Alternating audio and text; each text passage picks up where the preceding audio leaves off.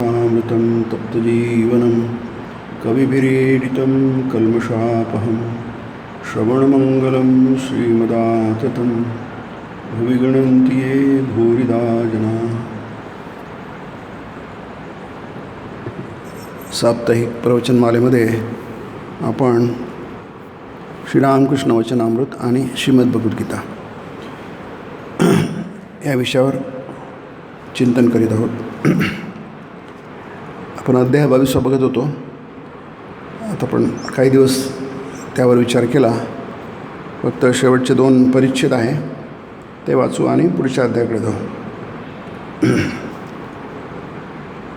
मी कोण हे शोधू जाता माणूस ईश्वरापाशी जाऊन पोचतो. मी काय मांस की हाड की रक्त की मज्जा की मन की बुद्धी विचारांते आढळून येतं की मी यांपैकी काहीच नाही. हा नेती विचार. आत्म्याविषयी विचार फक्त याचप्रमाणे करता येईल. कारण आत्मा अशी वस्तू नव्हे की जिला कोणी आकळू वा स्पर्शू शकेल. आत्मा निर्गुण निरुपाधिक.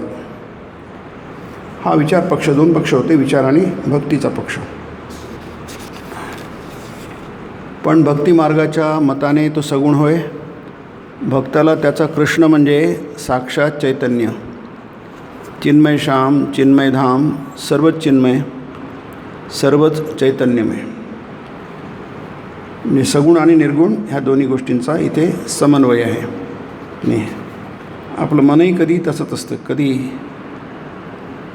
सूक्ष्म असतं, कधी स्थूल असतं. तिन्ही सांजा झाल्या. श्रीरामकृष्ण गंगामाईच्या दर्शनार्थ बाहेर आले. खोलीत दिवा लागला. श्रीरामकृष्ण आता जगदंबेचे नाम घेत आहेत व खाटेवर बसून तिच्या चिंतनात मग्न आहेत. एव्हाना मंदिरात सांजारतीला सुरुवात झाली. जे अजूनही पंचवटीमध्ये हिंडत होते ते दुरूनच आरतीचा मधुर गंभीर घंटानिनाद ऐकू लागले. भरती येते आहे. भागीरथी कलकल रव करीत उत्तराभिमुखी वाहू लागली आहे. आरतीचा तो मधुर निनाद जान्हवीच्या या कलरवात संमिश्रित झाल्याने अधिकच श्रुतिमधुर झाला आहे. या मधुमय वातावरणात एकीकडे प्रेमोन्मत्त श्रीरामकृष्ण बसले आहेत. सर्वच मधुर, हृदयही मधुमय, आत बाहेर सर्वत्र मधुमय. हा आपला इथे अध्याय संपतो 22वा. दक्षिणेश्वरच्या त्या स्थानाचं इथे वर्णन आहे. ती संध्याकाळ आणि श्रीरामकृष्णांचं तिथे संध्याकाळच्या वेळी श्रीरामकृष्ण ते भक्त लोक गेले, मारवाडी भक्त गेले, ज्यांनी प्रश्न विचारला होता त्यांनी प्रणाम केला आणि आपल्या घरी गेले. त्यानंतरचं वर्णन इथे आहे. आता आपण नवीन अध्यायाकडे वळूया. हा अध्याय 23वा आहे. श्रीरामकृष्ण बेलघर येथील, बेलघर म्हणजे बेलघरिया, गोविंद मुखर्जीच्या घरी आले आहेत. आज रविवार 18 फेब्रुवारी 1883. राम वगैरे भक्तगण आले आहेत. शेजारचेही काही लोक उपस्थित आहेत. 7-8च्या सुमारास श्रीरामकृष्णांनी नरेंद्रादी भक्तांसह संकीर्तन व नृत्य सुरू केले. ही सकाळची वेळ अर्थातच. कीर्तन संपल्यानंतर सर्वजण खाली बसले. अनेकांनी श्रीरामकृष्णांना वंदन केले. ते मधून म्हणत आहेत, ईश्वराला प्रणाम करा. आणि पुन्हा असंही म्हणत आहेत, तोच सर्व रूपांनी नटला आहे, फक्त एखाद्या जागी प्रकाश जास्त आहे. उदाहरणार्थ साधूत. यावर तुम्ही म्हणाल की दुष्ट लोकही तर आहेत, वाघ सिंह देखील तर आहेत ते खरे, पण म्हणून वाघ नारायणाच्या गळ्यात गळा मात्र घालण्याची काही जरूर नाही. त्याला दुरूनच नमस्कार करून काढता पाय घ्यावायला हवा. पाण्याचेच उदाहरण घ्या ना.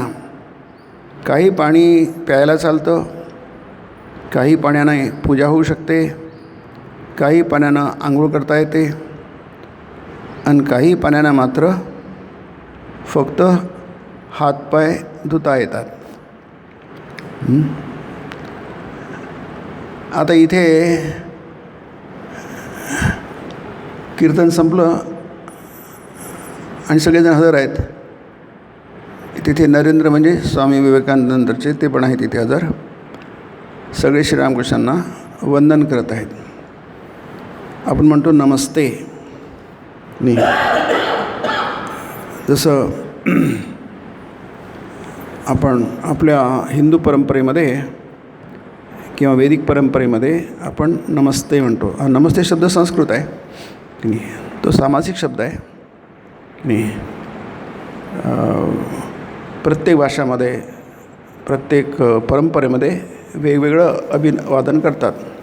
हॅलो हाऊ आर यू म्हणतात किंवा सलाम अलेकुम म्हणतात की नाही. आपल्याकडे नमस्ते आहे.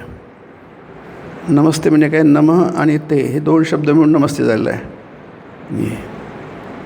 म्हणजे ते म्हणजे विभक्ती आहे ती.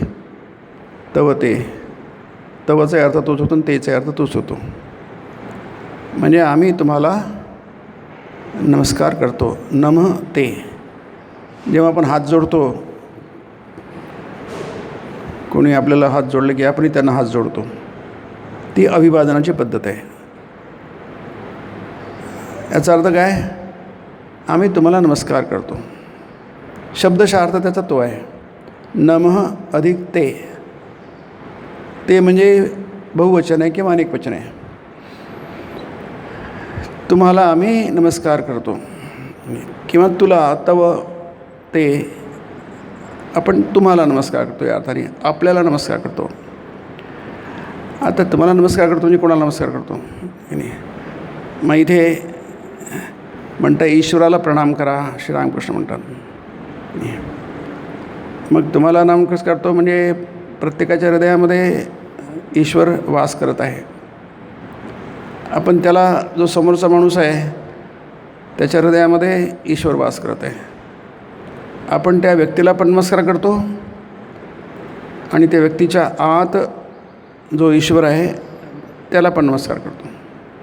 कारण काय, शास्त्र सांगतं की प्रत्येकाच्या हृदयामध्ये ईश्वर वास करीत असतो. तिष्ठती, गीतेचा शब्द आहे, क्रियापद आहे तिष्ठती. तिष्ठ म्हणजे असणं, राहणं,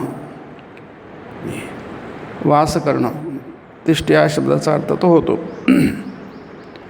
तर सगळ्यांच्या हृदयात, सर्व भूतांच्या, असं म्हणतात सर्व भूतांच्या हृदय. सर्व भूत म्हणजे मग त्याच्यात मनुष्य आले आणि मनुष्येतर पण आलेत. सगळ्यांच्या हृदयात ईश्वर हा राहतो. तिष्ठती म्हणजे त्याचा वास असतो, त्याचं राहणं असतं. श्रीरामकृष्णाने म्हटलं आहे, हृदय त्याचा दिवाणखाना असतो. जसं अमुक काय आपल्या दिवाणखान्यात नेहमी असतोच, तो सापडतोच. कोणाच्या ऑफिसमध्ये गेलो तो तिथे असतोच, त्याच्या कार्यालयात तो असतोच. तसं आपल्या व्यक्तित्वामध्ये देव कुठे आहे, देव आपल्या हृदयात आहे. म्हणून आपण त्याला वंदन करतो, त्याला नमस्कार करतो. त्या मनुष्याला नमस्कार करतो आणि त्या मनुष्याच्या हृदयामध्ये असणाऱ्या त्या देवाला पण नमस्कार करतो. तर गीतेतला 18व्या अध्यायातला श्लोक प्रसिद्ध आहे. तो उपसंहाराचे श्लोक आहेत ते, की सर्वभूतांच्या हृदयामध्ये ईश्वर हा तिष्ठती. ईश्वरच सर्वभूतानां हृदयेषु तिष्ठती. देश म्हणजे जागा.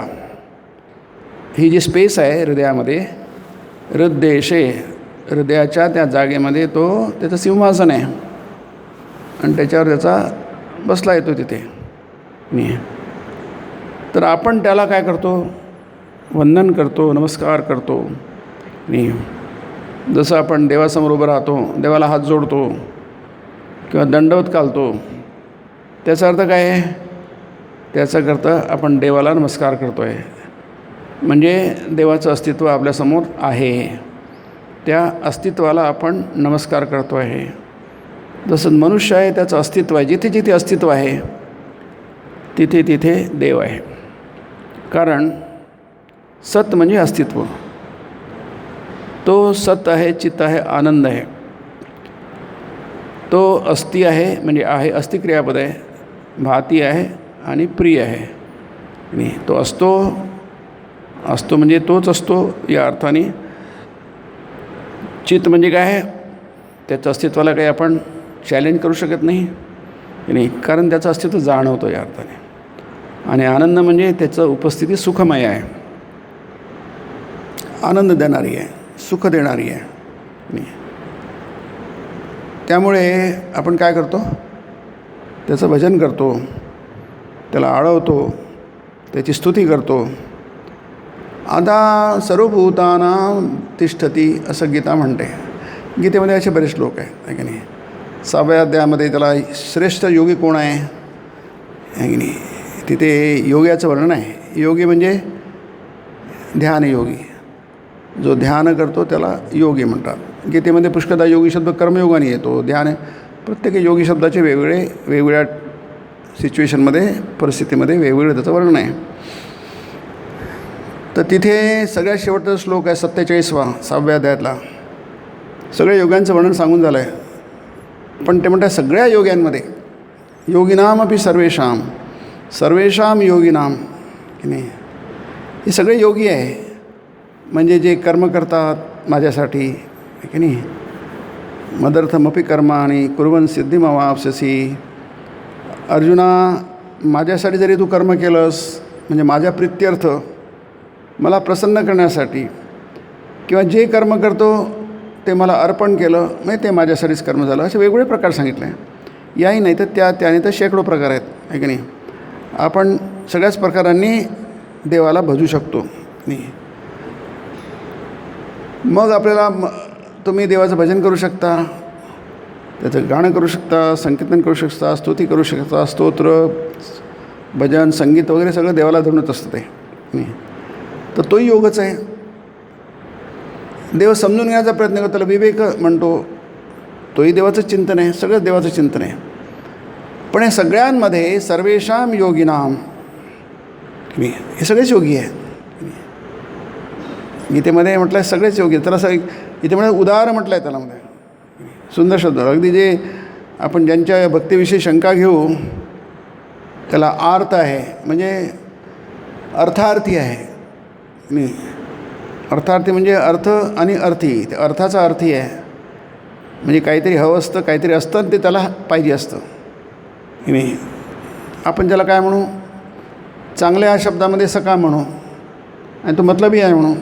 देवाचं भजन करतो, पण देवाकडून त्याला काहीतरी काढून घ्यायचं आहे नाही, म्हणजे तो काय सकाम आहे. आणि नाहीतर अर्थ आहे, त्याला खूप प्रॉब्लेम्स आहेत, वेगवेगळ्या प्रकारचे शारीरिक, मानसिक खूप प्रकारचे प्रॉब्लेम्स असतात. माणूस वैतागून जातो, मग तो काय करतो? देवाकडे येतो नाही. जसं मंदिरं असतात, कशासाठी असतात? कुठेच काही नाही, जाऊन मंदिरात जाऊन बसा चुपचाप. देवासमोर तुम्ही गारानं मांडा, तुमची अडचण सांगा, देवाशी बोला. आपण कोणाला तरी धरतो, पकडतो आणि त्याला आपलं सांगतो, दुःख सांगतो. कोणीतरी ऐकणारा पाहिजे की नाही. आपल्याला काय, साधारण माणसाला कोणाचं ऐकायचं नसतं. लवकर तुझं म्हणणं सांग बाबा की नाही, मला वेळ नाही आहे की नाही. याचा अर्थ त्याचं म्हणणं ऐकायचं नाही आहे, पण ऐकल्याशिवाय काय ऐकावं लागतं कधी कधी. पण देवाचं तसं नाही आहे की नाही. त्याला कितीही सांगा तुम्ही, तो ऐकायला तयार आहे नाही. कारण काय, जसं आई असते, मुलं सांगतो ते आईला ऐकायचं असतं, ते काही वैतागत नाही, कंटाळत नाही. तसं देव हा कंटाळत नाही, त्याला वैताग येत नाही, तो तुमचं ऐकायला तयार आहे. मग त्याच्यासमोर तुम्ही जर मन मोकळं केलं तर काय होईल? तुम्हाला बरं वाटेल. आणि तुम्ही फक्त मन मोकळं करत नाही, तर तो ऐकतो. हे सगळं शास्त्रात आहे, अर्थात भक्तिशास्त्रात आहे आणि वेदांतशास्त्रात आहे. वेदांतशास्त्र भक्तिशास्त्र सोडून नाही आहे. आणि तो तुमचे मन आपल्या मनावर घेतो आणि तुमची मागणी पुरवतो. तुम्हाला जे पाहिजे म्हणूनच लोक देवाकडे जातात ना, आहे की नाही. एकटा जातो, दुकटा जातो, गर्दीने जातो. तुम्ही हे असतात ना तीर्थस्थानी बघा, एक मोठे 50 लोक असतात, सगळेजण आपापल्या एक टोप्या घालतात, सगळे म्हणजे ओळखू या होणार 50 एवढं गर्दीमध्ये तुम्ही ओळखू कशा, तुमचा ग्रुप कसा ओळखू येणार. त्याचा एक लीडर असतो की नाही. आणि आमच्या इथे बद्रीनाथला गेलो होतो, तिथे एक साऊथमधले लोक आले होते आणि त्यांचा एक लीडर होता. ते 20-30 लोक असतील, मला आठवत नाही. तर ते त्यांना सांगत होते, इथे आले आहोत ना आपण, आता ते जोराने मोठं का इतक्या लोकांमध्ये पहाटे खूप थंडी असते, ते बर्फ असतो. इतक्या पहाटे 4 वाजता 3 वाजता तर सगळ्यांना सांगत होता, हे बघा आपण इथे आलो आहोत ना, आहे की नाही. आपण सगळे आता मुक्त झालो आहोत की नाही. आपण या बद्रीनारायणला आलो आहोत, म्हणजे आपण आलं इथे येणंच म्हणजे काय, मुक्ती. आपण सगळे मुक्त. तो लीडर त्यांना सांगत होता त्यांचा. अर्थात तो लीडर म्हणजे भक्तच असणार, तो काही गाईडसारखा नसतो. गाईडला काही देणं घेणं नसतं, त्याला काही भाव वगैरे काही नसतो, त्याचा तो उद्योग असतो. पण हा असा नाही, त्यांच्यातलाच एक होता, पण तुला ज्येष्ठ होता म्हणा की प्रगल्भ होता म्हणा किंवा भक्त होता म्हणा, काय म्हणायचं असेल. तर तो म्हणत होता की सगळे जे आहेत ना, आपण इथे आलो आहोत म्हणजे आपण आता मुक्त झालो आहोत. काय सुंदर विचार आहे की नाही. म्हणजे इथे येणं, देवाचं नारायणाचं दर्शन करणं, ही तीर्थयात्रा करणं की नाही. आणि तर हे काय गेल्या जन्मीच मुक्त झालो. आता पुढचा शब्द हा येईल, तो विचार येतो इथे श्रीरामकृष्णांचा. याच्या पुढचाच विचार तो आहे. हरिपाठामध्ये ज्ञानेश्वर महाराज म्हणतात की मुक्त झालो मी, आता नाही गेल्या जन्मीचं मुक्त झालो. म्हणजे मी कधी बंधनात नव्हतोच, मी सदाचाच मुक्त होतो. मला भवबंधन नव्हतंच, हे भावाचं संसाराचं बंधन मला नव्हतंच. तर मी सदाचाच मुक्त होतो आणि मुक्त म्हणूनच माझं अस्तित्व आहे. योगिनामपि सर्वेषां, हे सगळेच योगी आहेत. वेगवेगळ्या स्तरावरचा विचार करणारे, कारण आपलं मन काही एकाच प्रकारे काम नाही करत. मन हे नेहमी वेगवेगळ्या अवस्थांमध्ये असतं. त्याच्या अवस्था ह्या सतत बदलत जातात. दिवसभरामध्ये आपली मनं किती बदलतात बघा. जेव्हा खूप जास्ती बदलतात तेव्हा त्या लक्षात येतं. पण एरवी सतत त्याच्यात परिवर्तन चालू असतात. जसं समुद्रावर सतत तरंग येत असतात, लाटा येत असतात, मागे जातात, पुढे येतात, जे काय असेल ते. खरं तर ते तिथेच नसतात, त्या पण आपल्याला वाटतं मागून पुढे येऊन आल्यात. तसंच मनावर विचार तरंग सतत उद्भवत असतात. ते कधी तीव्र होतात. ध्यानाच्या वेळी आपण त्याला शांत करण्याचा प्रयत्न करतो, पण ते निर्माण होत असतात. हे सगळेच योगी आहेत ते. योगी म्हणजे काय, त्याचा सरसकट अर्थ असतो की देवाचं अस्तित्व आपल्यामध्ये तो अनुभवतो कोणत्या ना कोणत्या प्रकारे, तीव्र किंवा सौम्य रूपामध्ये. तो असं म्हणत नाही की देव काही नाही आहे, मला देवाची काही गरज नाही, देवबिव नाही, अशा प्रकारचे निगेटिव्ह विचार त्याच्यामध्ये नाही आहे. तो श्रद्धावान आहे, त्याला माहिती आहे देव आहे, तो सगळं काही हे त्याला माहिती आहे की नाही. जसे अर्जुन म्हणतो नंतर की नाही, तू माझा पिता आहेस, तू माझा नाही जगतच पिता नाही. किंवा 9व्या अध्याय पिता अहमस्य जगतो, या जगताचा मी पिता आहे. अस्य जगतो अहम अस्य जगतो, या जगाचा मी पिता आहे. पिता अहमस्य जगतो, माता आहे, धाता आहे, त्याला धारण करणार आहे, पितामह आहे, मी सगळंच काही मी आहे. हे सगळेच योगी आहेत, सगळेच योगी आहेत. कारण काय, वेगवेगळ्या प्रकारे देवाचं अस्तित्व आपल्या आतमध्ये अनुभवण्याचा ते प्रयत्न करतात. त्याला योग. युज धातू आहे, तुम्हाला माहिती आहे. युज म्हणजे जोडणं की नाही. त्यापासून युज धातूपासून योगी शब्द तयार नाऊन झाला आहे. हा योगी शब्द तयार झालेला आहे. म्हणजे जो जोडलेला असतो पण वेगवेगळ्या मनाच्या अवस्थेमध्ये तो त्याचं अस्तित्व अनुभवण्याचा प्रयत्न करतो की नाही. म्हणजे या दृष्टीने बघितलं की जे काही देवाला भजतात, ज्यांना देव हवा असतो, जसं मग म्हटलं मी, आर्तो जिज्ञासू अर्थार्थी ज्ञानीच भरतर्षभ, हे 4 प्रकारचे लोक देवाला, त्यांना देव पाहिजे असतो. ते असं म्हणत नाही की देव वगैरे काही नाही आहे. पण आर्त आणि जसं लहान मुलं आर्त असतं, त्याला काही दुखतं, तो आईला सांगतो, किंवा त्याला काही हवं असतं, फार छोटी गोष्ट असते पण त्याला ती हवी असते. तो त्याला माहिती आहे कोण देणार, आई देणार, मग तो आर्त आहे. गीतेत काय म्हटलं आहे, सगळे उदार, सुंदर शब्द आहे, उदारा सर्वे वै, ते महान आहेत ते लोक. म्हणजे गीतेमध्ये ह्यांना हे काही असेच तसेच आहे असं नाही म्हटलं आहे, चिल्लर फालतू नाही म्हटलं आहे. उदारा सर्व एव येते, सर्व एव येते, येते म्हणजे हे सगळे, सर्व एव, सगळेचे सगळेच. म्हणजे देवाच्या दृष्टीने त्यांनी कोणालाच वगळलं नाही. जसं श्रीरामकृष्ण म्हणतात, बापाला सगळेच पोरं सारखे की नाही. याचा अर्थ काय, त्याचीच आहेत ते, त्या अर्थाने सारखे आहेत. आणखी त्यांचं अस्तित्व एकच आहे की नाही. म्हणजे पुत्राच्या रूपामध्येच पिता असतो, म्हणून त्याला आत्मज म्हणतात की नाही. आत्मज, ज म्हणजे जन्मलेला, आपल्यापासून तो बाहेर आलेला आहे, इथूनच बाहेर आलेला आहे, म्हणून त्याला आत्मज म्हणतात. आत्मज, आत्मजा, पुत्रकन्या हे आत्मज आत्मजा असतात. आपल्यातून झालेले आहेत ते, या शरीरातून निर्माण झालेले आहेत. त्यांचं अस्तित्व कसं निगडीत आहे, या अर्थाने जोडलेलं आहे. तसंच देव हा म्हणून त्याला युज धातू म्हणून, हे सगळेच योगी आहे. यांना योगीच समजायला पाहिजे. अर्थात पुढे म्हटलं आहे की परंतु ज्ञानी तू आत्मैव मे मतम, हे सगळेच महान आहेत, मोठे आहेत, माझेच आहेत, त्यातल्या त्यात. तू म्हणजे परंतु, परंतु अर्जुना ज्ञानी तू आत्मा म्हणजे काय, अगदी निकटतम अस्तित्व, अगदी जवळचं की नाही. म्हणजे जसं प्राण आहे की नाही, शरीरामध्ये इतक्या गोष्टी आहेत आपल्या, म्हणजे आपण सेल्सचा विचार तर बिलियन्स ऑफ सेल्स आहेत, ट्रिलियन्स असतील.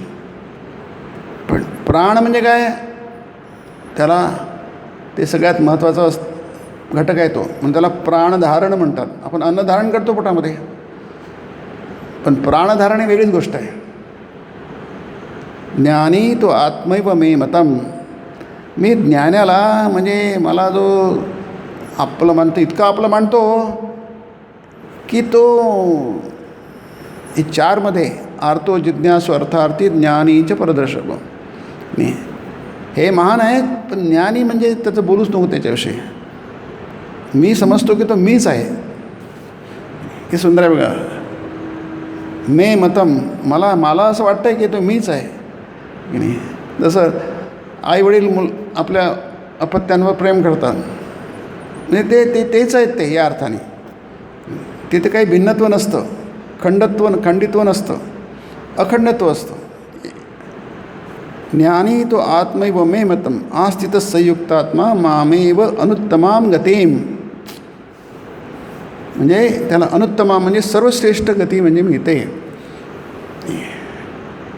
म्हणजे सगळेच योगी आहेत, सगळे देवापाशी आहेत, फक्त ते त्याचं अस्तित्व अधिकाधिक अनुभवण्याचा प्रयत्न करते. ती वस्तू आहे, निर्माण केलेली वस्तू नाही आहे, ती आहेच. आपण सगळेच भक्त आहोत, ज्ञानी भक्त आहोत, उत्तम भक्त आहोत, उत्तम गती मिळणारे भक्त आहोत. फक्त त्याचं आपल्याला आज काही एवढं कल्पना नाही आहे, एवढी जाणीव नाही आहे. मद्गतेन अंतरात्मना, किती सुंदर शब्द याच्यामध्ये. जसं तिथे म्हटलं आहे तो माझा आत्माच आहे, इथे म्हणतात मद्गतेन अंतरात्मना, मद्गतेन अंतरात्मना, म्हणजे त्याचा अंतरात्मा माझ्यामध्ये प्रविष्ट झालेला आहे, गत झालेला आहे, गेलेला आहे, शिरलेला आहे. म्हणजे त्याचा अंतरात्मा हा वेगळा नाही आहे माझ्यापेक्षा, इतका तो अभिज्ञ झाला आहे. जसे समुद्राची लाट असते, छोटी मोठी किंवा विविध तरंग रिपल्स असतात की नाही, ते काय असतात, उंच उंच जातात, त्यांचं जणू काही स्वतंत्र अस्तित्व आपल्याला दिसतं, परंतु ते समुद्रच असतात. मद्गतेन अंतरात्मा. कारण काय, ते दिसले तरी समुद्राचं असतात, समुद्राशी एक समुद्रातून उद्भवतात, समुद्रच त्यांचं अस्तित्व असतं आणि समुद्रातच ते विलीन होतात. लय त्याला म्हणतात नाही. म्हणजे काय, जरी वेगळे वाटले तुम्हाला तरी ते परमात्माच असतात, ब्रह्मच असतात. म्हणून योगी जरी वेगळा वाटला, जोडणं म्हणजे काय, दोन गोष्टी जोडणं की नाही. म्हणजे दोन वाटल्या तरी दोन नाही आहे, मद्गतेन एकच आहे ते. मद्गतेन अंतरात्माचा अंतरात्मा मद्गत झालेला आहे. मग तो कसा आहे, त्याचं तुम्हाला त्याची क्रिया काय आहे, तो कसं करतो आहे तुम्हाला ओळखणं. तो म्हणतात, तो माझं भजन करतो. श्रद्धामान भजते यो माम. हा जो योगी असतो ना, मग आता काहीतरी इकडल्या तिकडे काड्या करतो काय, नाही. आता इतकं प्रेम करतो, इतकं एकरूप झालेलं आहे. मग तो काय, श्रद्धायुक्त अंतःकरणाने श्रद्धावान माम भजते. तो माझं भजन करतो. आणि स मे युक्ततम मतः. माझ्या दृष्टीने भगवान म्हणतात, माझ्या दृष्टीने तो काय आहे, युक्ततम आहे. डिग्री असतात ना, सुपरलेटिव्ह कंपॅरेटिव्ह डिग्री नाही, तरतम म्हणतो ज्याला आपण. तो माझ्या दृष्टीने मतः म्हणजे माझ्या दृष्टीने अर्जुना तो सर्वात श्रेष्ठ योगी आहे. अर्थ काय, आपण त्याचा प्रयत्न करतो आहे की आपण आपला अंतरात्मा, आपली प्राणशक्ती, त्याला धारण म्हणतो, प्राणानेच आपल्याला धारण केलेलं आहे म्हणून आपण त्याला प्राणधारण म्हणतो आहे. जोपर्यंत प्राण आहे तोपर्यंत आपलं अस्तित्व आहे, भौतिक अस्तित्व आहे. प्राण उत्क्रमण, उत्क्रमण म्हणजे काय, त्यांनी आपली जागा सोडली, त्याचं शरीरातलं अस्तित्व आहे तिथे त्यांनी धरलेलं आहे. त्याच्यामुळे आपलं शरीर हे भौतिक शरीर आहे, मर्त्य शरीर आहे. त्यांनी ह्या शरीराचा आधार सोडला, शरीराचा आश्रय सोडला की नाही. आता मला शरीरात, जसं आता पक्षी असतो तो घरटं बांधतो आणि घरट्यात राहतो. मग ते पक्षी त्याच्यामध्ये अंडी देते, पिलं बाहेर येतात, त्यांचं पालनपोषण, त्याला खाऊ घालते. सगळे पिलं मोठे होतात, उडायला लागतात. मग काय करतात, ते घर ॲबंडन करतात. नाही का, आपण ॲबंडन म्हणतो. तसं नाही, रेल्वेच्या सगळे काही बांधतात सगळे, आणि नंतर त्याचं ॲबंडन लिहिलं असतं. आता त्याला काही उपयोग नाही, आम्ही ॲबंडन केलं आहे. त्या दरवाजा खिडक्या काढून गेल्या, त्या बिल्डिंग ते ॲबंडन झाली आहे. तसंच पक्षी ते घरटं सोडून देतात. आता फक्त डटकत राहतं, तिथे पक्षी नाही आहे, काहीच नाही, नर नाही, मादी नाही, अंडी नाही, पिलं नाही, काहीच नाही आहे. तसंच हे प्राणपखेरू उडगे म्हणतात ना, पखेरू म्हणजे प्राणपक्षी, पाखरू, ते शरीराचा त्याग केला. मग त्याला म्हणतात उत्क्रमण. प्राणाचं उत्क्रमण झालं म्हणजे भौतिक शरीराचं अशी तिची गरज नाही, राहू शकत नाही शरीरामध्ये की नाही. आता त्याला नवीन शरीर पाहिजे. आता हे बिल्डिंग जुनी झाली आहे की नाही, या बिल्डिंगमध्ये राहता येत नाही. मुंबई महानगरपालिका नोटीस पाठवते, बिल्डिंग राहू नका, त्याला बाहेर पडा, नाही तर पडेल की माही, इथे तुम्ही कुठेतरी जा, दुसरीकडे जा. मग दुसरीकडे लोक जातात, नवीन घरी जातात. तसंच हे शरीर जेव्हा राहण्याच्या योग्यतेचं राहत नाही, अस्तित्वाच्या राहत नाही, तेव्हा मग राहतात. मग तो जो योगी आहे हा सर्वोत्तम योगी आहे, या शरीरात असो की शरीरात नसो, सतत तो देवाशी जोडलेला असतो. हा शेवटचा श्लोक आहे 47वा. मग यालाच आपण म्हणतो आहे शरीराचं बंधन, भवबंधन म्हटलं आहे त्याला. सगळ्या याच्यामध्ये सगळे भजनं तुम्ही बघा, शेवटी त्याच्यात भवबंधनी, जसं ते भवबंधनी सोडवावे की नाही. तुलसीराज म्हणतात की मी रामाला म्हणतो की मला काय भवसागर पार उतारोजी की नाही, भवसागर आहे की नाही, त्याच्यात मला इकडून तिकडे उतारोजी म्हणजे मला पार घेऊन जा. ती गणपतीचं स्तोत्र आहे ना, आपलं भजन म्हणतो आणि गणराज गजानन गावा हो, शेवटी तेच आहे. शेवटी तेच येतं सगळ्या भजनांमध्ये, सगळ्या स्तोत्रांमध्ये. काय असतं? भवबंधनी सोडवावे तुका आला लोटांगणी. हे लोटांगण कशाला घालायचं देवापुढे? की नाही, शरणागती. की अरे देवा, मी तुझाच आहे, मला मात्र जाणत नाही आहे, अनुभव येत नाही आहे. मज ढाव द्यावा आधी चरणी. हे सगुण ब्रह्म आहे. सगुण ब्रह्माला चरण असतात, हस्त असतात. ते तुमच्या आमच्यासारखं शरीर असतं, पण त्याला रोज जास्ती गोष्टी असू शकतात. 4 हात असू शकतात.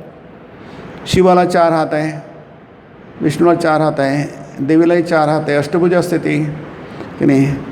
गणपतीला 4 हात आहे, आपल्याला 2च हात आहे. म्हणजे आपल्यापेक्षा ते वेगळे आहे.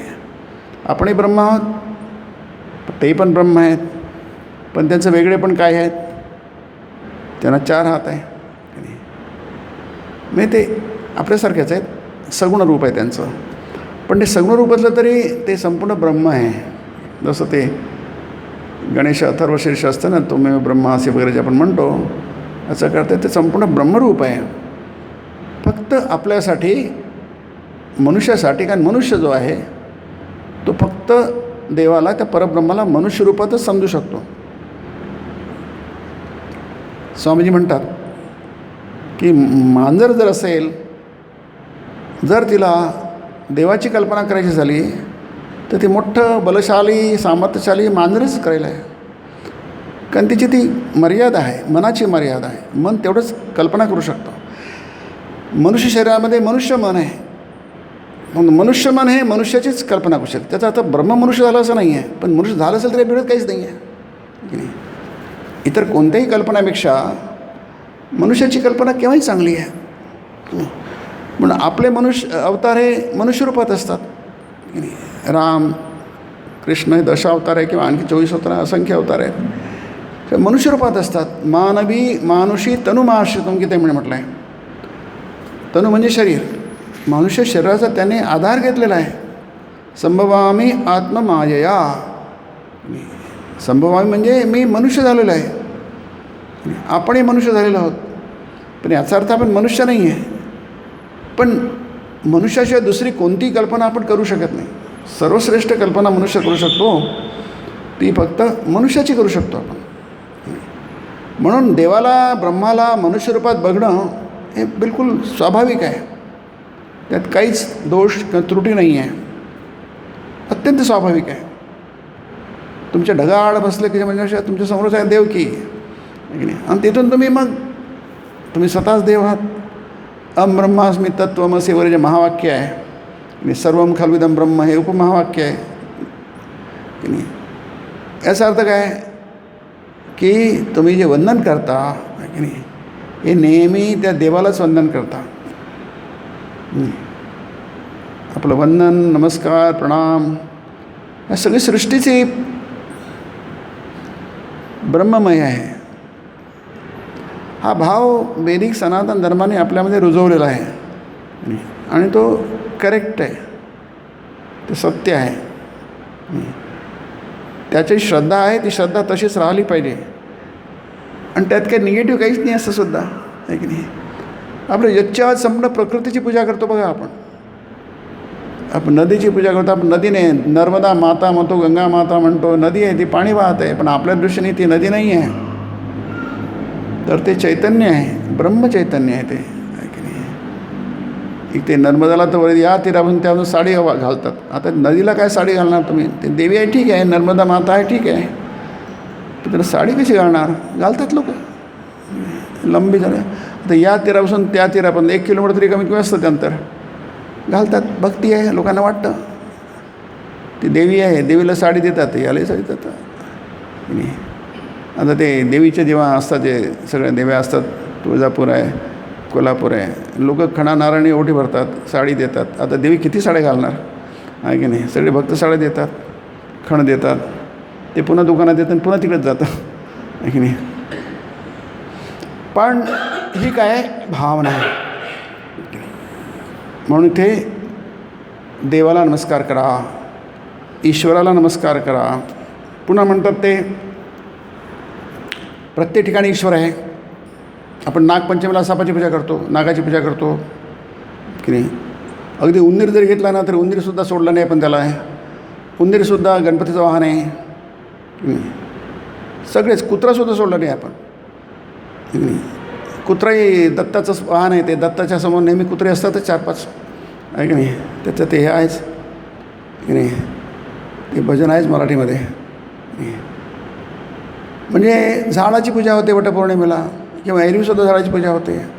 काही काही झाडं फार देववृक्ष म्हटले जातात आणि जणू काही ते देवच आहे. ते देवच, झाडच देव आहे, त्याला हात लावू नका, त्यात त्रास नको.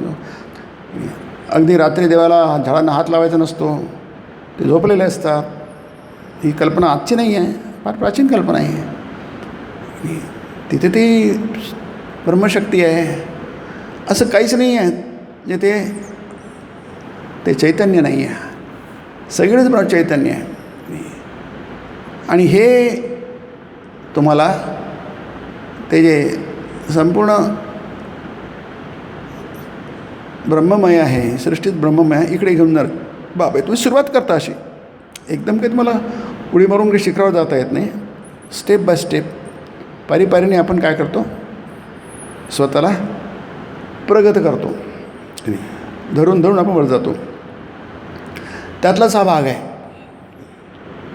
की तुम्ही एक एक पाऊल पुढे चला. म्हणजे लोक आले तिथे आणि कीर्तन काय आहे, तोही त्याचाच भाग आहे. सर्वजण खाली बसले, ते आता ही साधारण क्रिया वाटते आपल्याला, कारण आपण एरवी इतर ठिकाणी पण ती क्रिया करतो. पण इथे काय आहे, तुमचं ते प्रवास आहे, तो ब्रह्मयान किंवा त्याला महायान म्हटलं आहे, किंवा त्याला उपनिषदामध्ये त्याला वितो देवयान म्हटलं आहे. यान म्हणजे मार्ग. हा मार्ग आहे. म्हणजे छोट्या छोट्या क्रियांनी, या छोट्या छोट्या म्हणतो आपण, क्षुल्लक म्हणतो. त्याला क्षुल्लक का म्हणायचं, छोट्या का म्हणायच्या, त्याला निरर्थक का समजायचं? तसं नाही आहे. ते फार महत्त्वाचे आहे. म्हणून किती माहिती येते की मनमनोभव मद्भक्तो भव मद्याजी माम नमस्कुरू. म्हणजे हे काय, याचं फार महत्त्वाचा श्लोक आहे 11व्या अध्यायातला. शंकराचार्य म्हणतात हा श्लोक सगळ्यात महत्त्वाचा अशामध्ये की नाही, फार महत्त्वाचं आहे म्हणतात ते. याच्यामध्ये गीतेचं सार असे म्हणतात ते. अरे तो अर्जुना मनमना, शेवटला श्लोक आहे जवळपास 11व्या अध्यायातला. तू मनमना भव हो. आता मनमना भाव सुंदर आहे बघा. मनमना म्हणजे आपला मन आहे, प्रत्येकाला मन आहे की नाही. तो म्हणतो माझं मन आहे, माझं मन दुखावलं की नाही, म्हणजे माझं मन सुखावलं, मला माझं मन आहे की नाही. पण तसं नाही, ते तुझं मन नाही ना. मनमना भव, तुझ्या मनाचं अस्तित्वच नाही आहे असा तू हो. तुला वेगळं मनच नाही आहे. असं जर करत करत गेलास तर तू मद्भक्त होशील, तू माझा भक्त होशील. म्हणजे तुझं माझ्यावर प्रेम जळेल नाही. आपण 2 शरीर एक आत्मा असं म्हणतात ना, काहीतरी प्रेमिक असतात ते. किती दिवस चालता प्रश्न वेगळा, पण ते म्हणतात आपण फक्त 2 शरीर आहोत. 2 शरीरं आहेत वेगळे, पण आपला आत्मा एकच आहे. तो प्रेमाचा जेव्हा उमाळा खूप जास्ती असतो त्यावेळी असं आणि ती जाणीव असते, असं वाटायला लागतं दोघांनी की नाही. तो अनुभव असतो की नाही. मग त्या अनुभवात काही कल्पना करू शकतो माणूस, अशक्य कल्पना करू शकतो. त्यालाच आपण काव्य म्हणतो. मग तू प्रेम करू शकशील देवावर, आणि मग तू देवाची पूजा कर. मग याजी यजन म्हणजे पूजन, म्हणजे मग आपण त्याचा सत्कार करू, ते आलेला आपला आनंद होईल आहे, त्याचं स्वागत करू, त्याला यजन म्हणतात. कोणी आलं, आपल्या प्रिय व्यक्ती आली तर आपल्याला खूप आनंद होतो. आपण पटापट धावपळ करतो, इकडे तिकडे बसा म्हणतो, पाणी देतो आहे की नाही, त्याची पूजा करतो, सगळ्या करतो गोष्टी. कारण काय, तिथे आपल्याला आनंद, अस्तित्वामुळे आनंद झाला असतो. माम नमस्करू, मला नमस्कार कर. नाही काय विशेष आहे, विशेष आहे. तू आत्मपरायण होशील. माम नमस्कुरु मामे वैश्ययुक्तैवम मा मत्परायणा. म्हणजे अशा दृष्टीने तू माझ्याशी तू जोडला जाशील, माझ्याशी एकरूप होशील, तू आत्मपरायण होशील. म्हणजे तुझं इकडे तरी कुठंच जाणार नाही लक्ष. तू तुझं अस्तित्व स्वतः नुसतं देवालाच घेऊन तुझं अस्तित्व राहिलं आहे. म्हणून ते म्हणतात ईश्वराला नमन करा. आता ईश्वर कुठे आहे? लोक कोणाला नमस्कार करत आहे? रामकृष्ण नमस्कार करतात आहे, ठीक आहे नाही. ते म्हणतात ईश्वराला नमस्कार करा. आता ईश्वर कुठे आहे? मग ते स्वतःच म्हणतात की ईश्वर काय सगळीकडेच आहे. पण ईश्वराचे जे गुण आहेत ते गुण जर जसं पुन्हा म्हटलं आपण मगाशी आत्ताच म्हटलं की माणसांमध्ये त्याचं आपण जास्ती अनुभवू शकतो. याचं कारण काय? हा जो ब्रह्म आहे जे निर्गुण निराकार आहे, सर्व व्यापी तत्व आहे, ते तुम्हाला मनुष्य शरीरामध्ये प्रकर्षाने दिसू शकतं. म्हणजे मनुष्य शरीर म्हणजे ब्रह्म नाही आहे, कारण त्याची फारच सीमित व्याख्या झाली. जरी आपण म्हटलं की सगळीकडे ब्रह्म आहे, झाडामध्ये आहे, नदीमध्ये आहे, पाण्यामध्ये आहे, पृथ्वीलाही आपण ब्रह्म म्हणतो, पृथ्वीलाही प्रणाम करतो, पाय लावत नाही तिला. मंदिराला लोक पायरीला हात लावून प्रवेश करतात. ते मंदिर आहे, तिथे काही देव नाही आहे, पण तिथे देव राहतं म्हणून ते मंदिर पण पवित्र आहे. जिथे जिथे देवाचं अस्तित्व असतं ती गोष्टी काय होतं? पवित्र. कारण देवाचं पवित्र देवाचं ते तिथे अस्तित्व असतं. ह्या सगळ्या काय इमोशन्स आहेत, भावना आहेत, आणि त्या फार अतिमहत्त्वाच्या आहे. त्याशिवाय आपण समोर कसे सरकणार? शक्य नाही आहे. म्हणून गीतेनुसाराचा उल्लेख आहे, शास्त्राचा उल्लेख आहे, या काही व्यर्थ नाही आहे, या फार फार महत्त्वाच्या आहेत. नाहीतर आपल्याला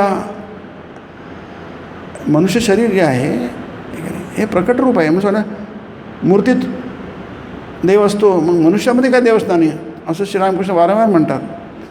आपल्याला मूर्तीमध्ये जर देवाला बघता येतं तर मनुष्यामध्ये काय बघता येणार नाही. मग त्याला आपण काय म्हणतो? अवतार म्हणतो. कारण ते ब्रह्म ते मनुष्य शरीरात आलं आहे, मनुष्य आकारात आलेला आहे. शरीरात मनुष्य ते मनुष्य आकारात आलेलं आहे, पण ते मनुष्य झालेलं नाही आहे. म्हणून त्याला म्हटलं आहे काय संभवामी आत्ममायया म्हटलं आहे त्यालामध्ये. जी आत्ममाया आहे ती माझ्या स्वतःच्या मायेने, म्हणजे तुम्हाला इथेही म्हटलं आहे भ्रामयन सर्वभूतानी. बघा म्हटलं ना ते ईश्वर सर्वभूतानां हृद्देशे अर्जुन तिष्ठती. हृदयामध्ये प्रत्येकाच्या देव राहतो. मग राहतो, मग आपल्याला त्याची जाणीव का होत नाही? ते त्यांना म्हटलं भ्रामयन, मी तुम्हाला भ्रमात टाकतो. तो देव कशाला भ्रमात टाकतो आपल्याला? भ्रामयन सर्वभूतानी, तुम्हाला नाही, आम्हाला कशाला तुम्हाला नाही टाकलं, सगळे जगालाच टाकलं त्यांनी. गीतेमध्ये श्लोक खूप येतात नाही. आणि सर्गे यान्ति परंतप म्हटलं आहे. म्हणजे सृष्टी जेव्हा निर्माण झाली, सर्ग म्हणजे सृष्टी, तेव्हा असा भ्रम निर्माण झाला. हा कलियुगात निर्माण झाला असं नाही आहे की नाही, किंवा 21व्या शतकात झाला असं नाही आहे. तर तो जेव्हा सृष्टी झाली तेव्हापासूनचा भ्रम आहे. आणि तुम्हाला झालाच असं नाही आहे. सर्वभूतानी संख्यात काय भ्रम झालेला आहे? तो भ्रामयन म्हणजे भ्रमिष्ट करून असा अर्थ त्याचा होतो, शब्दशः अर्थ. मग देवाने तुम्हाला भ्रमिष्ट का केलं आहे? कन्फ्यूज का केलं आहे? तुम्हाला गोंधळात का टाकलं आहे की नाही? गोंधळात टाकल्यामुळे तसं दिसतं आहे. ते कसं दिसतं आहे? जसं त्याला म्हणतात मम कर्म. शंकराचार्य म्हटलं मम कर्म अहम करता अमुष्मयी कर्म, म्हणजे हे कर्म अहम करोमी इति असं आहे. म्हणजे मला वाटतं की माझं कर्म आहे, मम कर्म. आता मी बोलतो आहे की नाही, मला वाटतं की 5:30ला इथे यायला पाहिजे की नाही, वेळ झाली आहे, ते 5:30ला सुरू झालं पाहिजे, हे मला वाटतं की माझं कर्म आहे. तुमच्यापैकी काही लोकांना वाटतं की यायला पाहिजे, ऐकायला पाहिजे की नाही. मग तुमचं कर्म ऐकणं म्हणजे हे पण कर्मच आहे की नाही. त्याच्यापुढे अमुष्मय फलाय, म्हणजे अमुष्मयी फलाय, ह्या फळासाठी मी हे कर्म करतो आहे. मग ऐकण्याचं असो की बोलण्याचं असो शास्त्र काय म्हणतं? हे भेद निर्माण करतं आणि भेद निवर्तक काय आहे? ज्ञान आहे. म्हणजे तुम्हाला ते देवापासून वेगळं करतं. आता वेगळं मग ते योग कमी होतो. योग म्हणजे जोडणं एकच. शेवटी होता होता दोन गोष्टी राहतच नाही, एकच राहतं. लाट आणि समुद्र वेगवेगळे दिसतात, पण तुम्ही जर विचार केला, विवेक केला, मग लक्षात अरे बा लाट काय आणि विवेक काय. कारण लाटेला अस्तित्व असतं, पण ते क्षणिक अस्तित्व असतं. दुसरं म्हणजे ती स्वतःला निर्माण करू शकत नाही. आपण स्वतःला निर्माण केलं आहे काय? नाही केलं आहे. तुम्हाला हा मी निर्माण नाही, आपण नाही, आपण काहीच निर्माण करू शकत नाही. मन निर्माण करू शकत नाही, बुद्धी निर्माण करू शकत नाही. ती फक्त फलं असतं, ते क्रियाफल असतं. पण क्रिया नावाचीच गोष्ट आहे, तर फल कुठं नसणार तिथे. नाही मम कर्म नाही, हे माझं कर्म आहे असं वाटतं. पण ज्ञान म्हणजे काय? मला वाटतं माझं काही कर्म नाही आहे की नाही. घडतं आहे, होत आहे, करत नाही आहे. तिथे कर्ताभाव नाही आहे. त्याला म्हटलं आहे भ्रामयन सर्वभूतानी यंत्रारूढानी पुन्हा मायया म्हणजे मायेनी. मायेनी तो भ्रमण, त्याला काय होतं आहे? त्याच्या मनावर पगडा बसतो चुकीचा. आणि म्हणून तो समजतो की मी आहे. आता थोडंसं हेच उदाहरण घेतलं आपण समजण्यासाठी, कारण विषय आहे म्हणून. नाही आता जी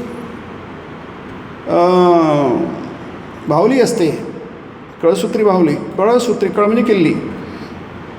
किल्ली फिरवली की ती नाचायला लागते. किंवा आपण पपेट्स म्हणतो त्याला, कठपुतळी. पुरी काठ्यात असते, काठ म्हणजे लाकडाच्या असतात, त्या चिंध्यांच्या असतात, कपड्यांच्या असतात. त्या नाचतात. आता त्याला समजा एखादा फिल्मी डान्स करतो आहे, नाही मला फिल्मी नाही, मला कथ्थक करायचं आहे, कुचीपुडी करायचं आहे. आता तसं नाही आहे, तिला काही अस्तित्वच नाही आहे, तर ती आपलं त्याचं प्रेफरन्स पण नाही आहे. तिला तिने निर्माणच नाही केलेलं, याला म्हणतात ज्ञान. भ्रामयण म्हणजे मी स्वतःला निर्माणच नाही केलं, माझं अस्तित्वच नाही वेगळं. मी कुठं स्वतःला निर्माण केलं आहे? मी स्वतः निर्माण केलं म्हटलं की ते मम कर्म होईल ना, माझं कर्म म्हणले पहिले. त्या कळसूत्री बाहुलीला जर समजलं की मी स्वतःला निर्माण केलं आहे काय? नाही, मी स्वतःला निर्माण केलं नाही, तर माझं अस्तित्व कुठून आलं? Simple as that. मी स्वतःला, माझं अस्तित्व स्वतः आहे कुठे? तो कळसूत्री बाहुली खेळवणारा, तो त्यांनी तिला घडवलं आहे, त्या बाहुलीला घडवलं आहे, बाहुलीला तयार केलं आहे. निर्मिती त्याची आहे, तुमची निर्मिती नाही आहे. जन्मादि यस्य अतः, दुसरं सूत्र आहे ब्रह्मसूत्राचं. जन्मादि यस्य अतः, ज्याच्यामुळे जन्म होतो. कोणामुळे होतो? जो जन्म देणारा असो त्याच्यामुळे होतो. जन्म कोण देतो आपल्याला? जन्म म्हणजे काय?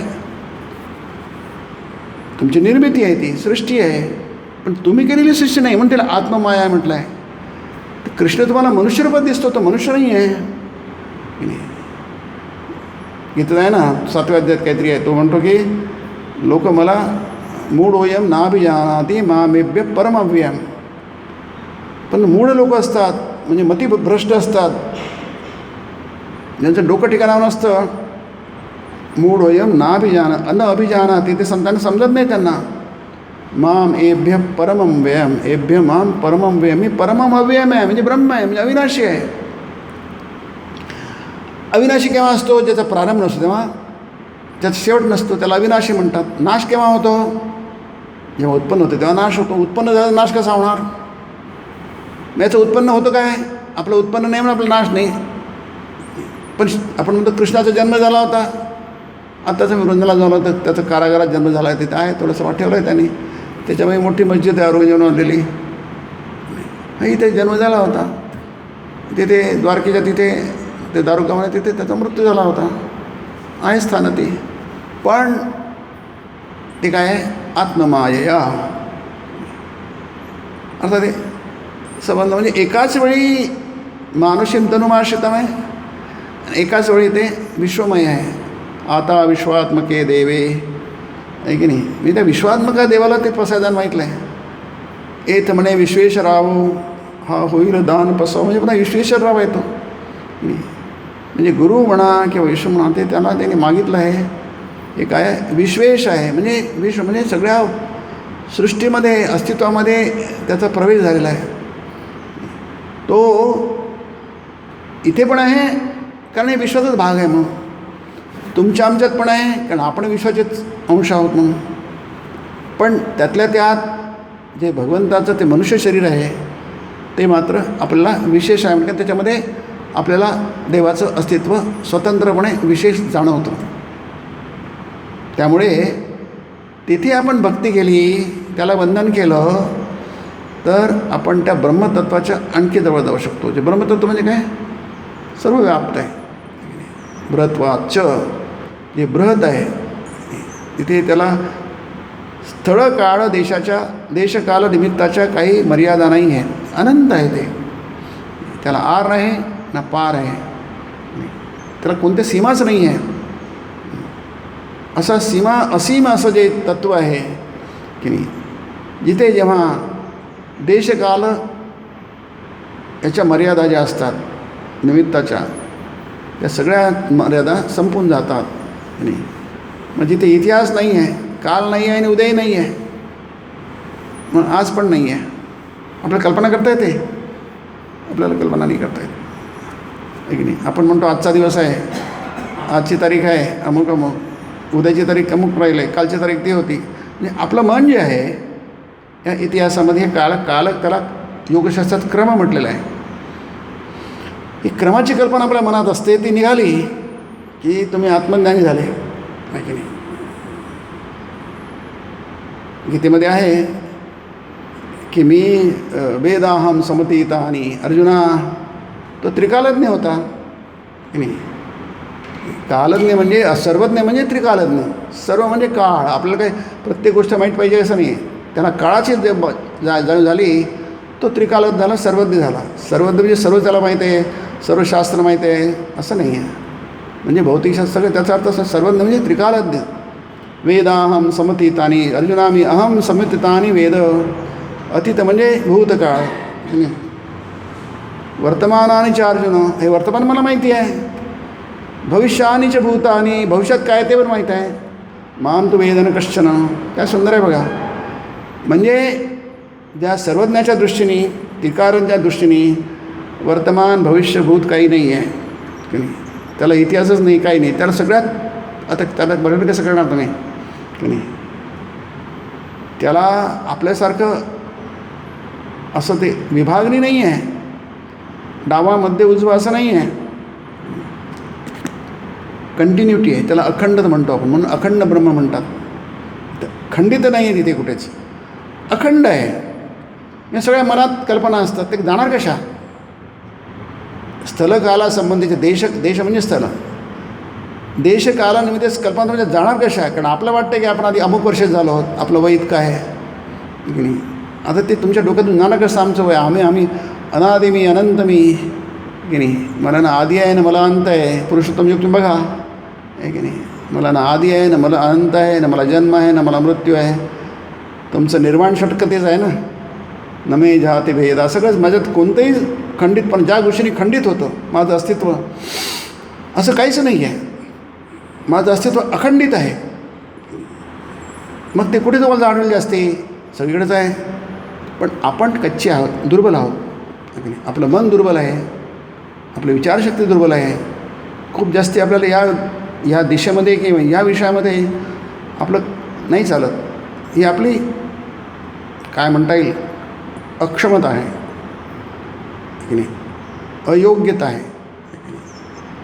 मग जिथे थोडीफार जाणवेल तिथे तुम्ही बंधन करा. ते सगळं तुम्हाला त्याचं कृपा होते, ती सेवा आहे. म्हणून तिथे म्हटलं आहे भजस्व माम सेवस्व माम. माझं भजन कर म्हणजे माझी सेवा कर या अर्थाने. कारण हे सगळं नाशवान आहे. अनित्यम सुखम लोकम. इथे सुख नाही आहे, आनंद नाही आहे, अनित्य आहे, काहीच नाही आहे. माझी सेवा कर, भजस्व, माझं भजन कर, तिथे मात्र सगळं काही आहे. तिथे काही उणीव नाही आहे, तिथे काही त्रुटी नाही आहे. ते सगळं परिपूर्ण आहे, ते कंप्लीट आहे. पूर्णमदः पूर्णमिदम. हेही पूर्ण आहे, तेही पूर्ण आहे. यातून ते काढलं तर ते पूर्णच राहतं, टाकलं तरी पूर्णच राहतं. पूर्णमेव अवशिष्यते. शिल्लक राहतं, पूर्णच राहतं. पूर्ण म्हणजे जे प्रकट आहे त्याला मॅनिफेस्टेशन म्हणतो, ते पण पूर्णच आहे. आणि अप्रकट आहे ते पण पूर्णच आहे. अप्रकटातून प्रकट होतं ते पण पूर्णच आहे, जे काही बाकी राहतं ते पण पूर्णच आहे. याचा अर्थ काय की सगळं व्याप्त आहे, व्याप्तमिदं सर्वम. आणि म्हणून इथे ते म्हणतात की साधूत दुष्ट लोकही तर आहेत, वाघसिंह देखील तर आहेत. जोपर्यंत तुम्हाला तुमच्या वेगळ्या अस्तित्वाचं भान आहे तेव्हा भेदाचं पण भान असायला पाहिजे. तेव्हा तर वाघाच्या गळ्यात जाऊन पडायची गरज नाही आहे. वाघातही पण वाघ नारायण आहे, तो दुष्ट नारायण आहे, लुच्चा नारायण आहे, सगळे नारायणच आहेत ते की नाही. त्याला नमस्कार करतात ठाकूर नाही की नाही, सगळ्यांना नमस्कार करतात की नाही. त्याच्या चरित्रामध्ये फार छान आहे ते की नाही. सगळेच ते मांजरीला नमस्कार करतात, मांजर येते पुऱ्या घेऊन जाते, कोणत्या करतात त्याला सगळंच काय चौकट सगळं ब्रह्ममय आहे, काहीच तिथं ब्रह्मसून काहीच नाही आहे. पण तो काय आहे की त्यांचं ऐश्वर्य आहे ते, त्या महापुरुषाचं ऐश्वर्य, अवताराचं ऐश्वर्य आहे ते. पण तुम्ही जर त्यांचे पुत्र असाल आहे की नाही तर ते ऐश्वर्य तुमचं होऊन जातं. म्हणून ते म्हटलं आहे अमृतस्य पुत्र आहात नाही. अमृतस्य पुत्र म्हणजे तुम्ही अमृताचे पुत्र आहात. म्हणजे तुमचा पिता कोण आहे, ते अमृतत्व आहे. मग तुम्ही जर ते जाणलं तमेव विदित्वा अतिमृत्युमेती, तुम्हाला जर कळलं की तो माझा वारसा आहे, हा श्वेताश्वतर उपनिषद आहे. स्वामीजी हा मंत्र अमेरिकेत त्यांनी बऱ्याचदा म्हटलं आहे. तम एव, तुम्हाला जर कळलं की तुम्ही त्या परमपित्याचे पुत्र अमृताचे पुत्र आहात, म्हणजे अमृत म्हणजे त्याचा विनाश नाही, अविनाशी, मृतत्व नाही आहे, मरण नाही आहे. तर काय तम एव विदित्वा, ते जाणूनच अतिमृत्यू मिळते, ती बापाची अस्तित्व सगळं मिळेल ना. राजपुत्र आहे, तू विचार करत नाही की मला काय, माहिती मी राजा मी आता पुढे मीच होणार राजा, आणखी कोण होणार. वारसा हक्काने माझंच ते आहे, आणखी कोण होणार. मी पुत्र राजपुत्र आहे, राजाचा पुत्र आहे, म्हणजे माझंच आहे सगळं. तसंच तुम्हाला कळलं की मी अमृताचे पुत्र आहात, विश्वस्य अमृतस्य पुत्र आहात. अतिमृत्यू मिळते म्हणजे तुम्ही विनाशशील नाही, तुम्ही पण अविनाशी आहात. न अन्य पंथ, हा जाण्याचा दुसरा काही मार्ग नाही. म्हणजे सोपी आहे. तुम्ही देवाला प्रणाम करा, अवताराला प्रणाम करा आहे की नाही. आणि मग काय तुम्हाला तो जो वारसा हक्काने जे तुम्हाला सगळं तुम्हाला मिळून फुकटात आहे की नाही, फुकटात मी म्हणजे ज्ञानाशिवाय दुसरा शंकराचार्य फार आग्रही आहे. तुम्हाला जर कळलं की माझा पिता जो आहे हा काय आहे,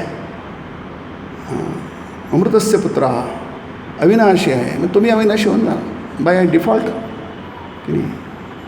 जसा माणसाचा पुत्र मनुष्य असतो, गाईचा पुत्र काय असतं, वासरू असतं. जे शरीर आहे आईवडिलांचं ते शरीर पुत्राला मिळत असतं, जे त्याचं आहे याला मिळत असतं. तसंच तो अवतार आहे म्हणजे ब्रह्म आहे, ब्रह्मस्थानी म्हणजे काय म्हणतात ज्याला लागतं ते ब्रह्मस्थान दुसरं काहीच नाही आहे, न अन्य की नाही, ते दुसरं काहीच नाही आहे ना अन्य.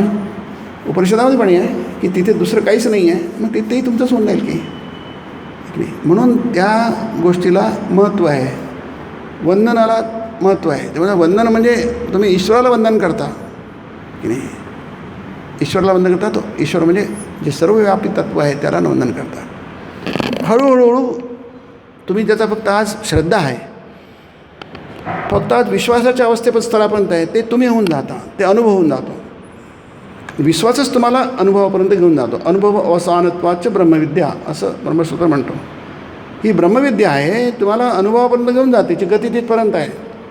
आज तुमच्या जाणीवेत आहे, बुद्धीमध्ये आहे, तुमच्या मेंदूत आहे, पण त्याचा तुम्ही जर पाठपुरावा केला, त्याचं अवसान म्हणजे गती म्हणजे शेवटचा परिणाम, तो तुम्हाला ब्रह्मविद्येत होतो, म्हणजे ब्रह्माच्या अनुभवात होतो. ओम निरंजनम नित्यमनंतरूपम भक्तानुकंपाधृतविग्रहं वै ईशावतारं परमेशमीड्यं तं रामकृष्णं शिरसा नमामि. ओम शांति शांति शांति. हरि ओम तत्सत्. श्रीरामकृष्णार्पणमस्तु.